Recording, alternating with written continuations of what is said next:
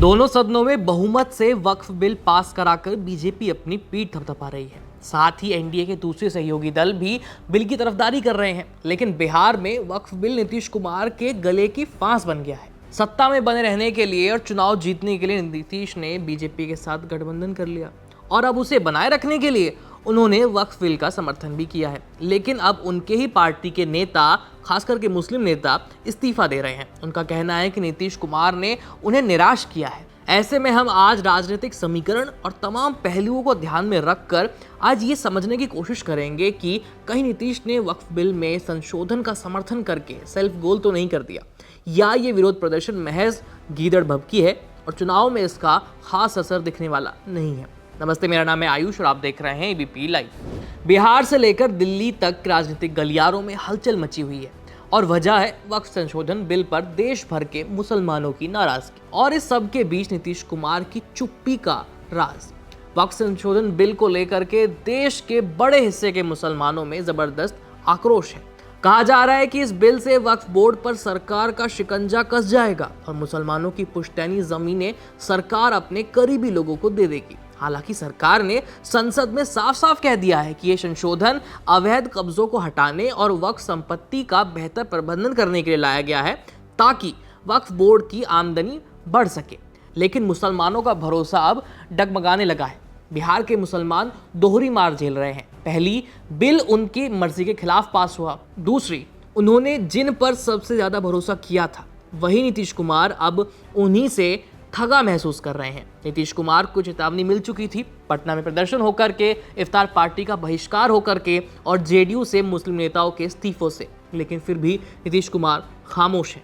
क्या नीतीश कुमार ने जानबूझकर मुसलमानों की बात वक्फ बिल पर नहीं सुनी, या उन्हें इसकी जानकारी नहीं दी गई थी, या फिर उन्हें अब ऐसी किसी बात में माथा खपाने की जरूरत ही नहीं है और अब उन्हें मुस्लिम वोटों की कोई परवाह नहीं है? ये कुछ सवाल अभी उठ रहे हैं। ये वही नीतीश कुमार हैं जिन्होंने कभी भाजपा छोड़ी थी मुसलमानों की नाराजगी के डर से, लेकिन अब वही नीतीश इस बिल पर एक शब्द भी नहीं बोल रहे। लेकिन इस बार विपक्ष इस चुप्पी का एक और मतलब निकाल रहा है, क्योंकि पहले भी कई मौकों पर नीतीश ने चुप्पी साधी थी। जब भी उन्हें लगा कि अब उनकी मर्जी पर अंकुश है तो उन्होंने पहले खामोशी की चादर ओढ़ ली और फिर मंथन के लिए राजगीर चले गए।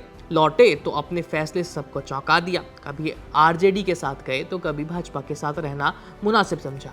इसलिए उनकी चुप्पी तरह तरह के अटकलों को जन्म दे रही है।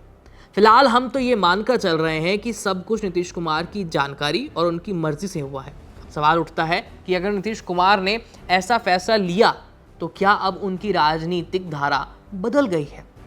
राजनीति के खिलाड़ी नीतीश कुमार क्या अब राष्ट्रवादी राजनीति की ओर बढ़ चले हैं? क्या उन्होंने मुस्लिम वोटों की कीमत पर बहुसंख्यक राजनीति को गले लगा लिया है? 2020 में जेडीयू ने 11 मुस्लिम उम्मीदवार उतारे थे और सभी हार गए, यानी मुस्लिम वोट पहले से ही खिसक चुका था।